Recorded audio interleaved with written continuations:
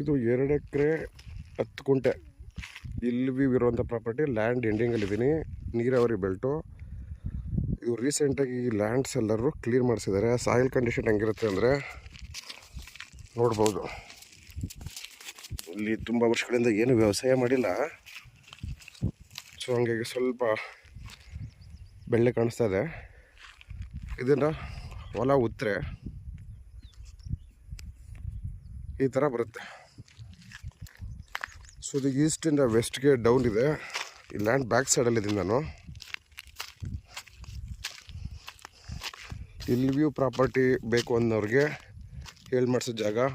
ಈ ಪಕ್ಕದಲ್ಲೆಲ್ಲ ನೋಡ್ಬೋದು ಬೇಸಿಗೆಗಾಲದಲ್ಲೂ ಕೂಡ ಒಳ್ಳೆ ರೇಷ್ಮೆ ಬೆಳೆ ಬೆಳೆದಿದ್ದಾರೆ. ಅಂದರೆ ಇದು ನೀರಾವರಿ ಬೆಲ್ಟು. ಜನರಲ್ ಕ್ಯಾಟಗರಿಗೆ ಸೇರಿರುವಂಥ ಪ್ರಾಪರ್ಟಿ. ಇದು ಟಾರ್ ರೋಡಿಂದ 2ನೇ ಪಾಯಿಂಟು. ಸೊ ಲ್ಯಾಂಡ್ ಬ್ಯಾಕ್ ಸೈಡಿಂದ ಹೋಗ್ತಾ ಇದ್ದೀನಿ.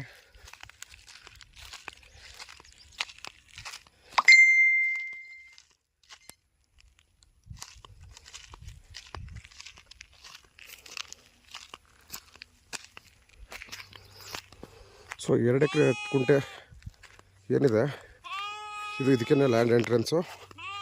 ಸೊ ಇದು ಕಾಂಕ್ರೀಟ್ ರೋಡಿಂದ 2ನೇ ಪಾಯಿಂಟು. ಈತಲು ಸುತ್ತಲೂ ಇಲ್ಲಿ ಇರುವಂಥ ಪ್ರಾಪರ್ಟಿ 360 ಡಿಗ್ರಿನಲ್ಲಿ ಇಲ್ಲಿ ವ್ಯೂ ಇದೆ. ಇದು ಸೇಫ್ಟಿಗೆ ತೊಂದರೆ ಇಲ್ಲ. ಇಲ್ಲಿಂದ 150-200 ಮೀಟ್ರಲ್ಲಿ ಊರಿದೆ ನೋಡಿ. ಪಕ್ಕದಲ್ಲಿ ಮನೆಗಳು ಕಟ್ಕೊಂಡಿದ್ದಾರೆ.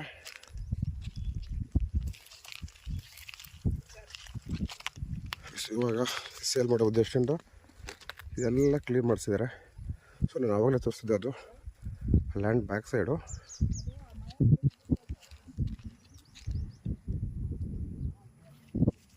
ನೋಡಿ ಉಳುಮೆ ಮಾಡಿದ್ರೆ ಈ ಪಕ್ಕದಲ್ಲಿ ಉಳುಮೆ ಮಾಡಿದ್ರೆ ನೋಡಿ, ಕೆಂಪು ಮಣ್ಣು ಈ ಥರ ಕಾಣಿಸುತ್ತೆ.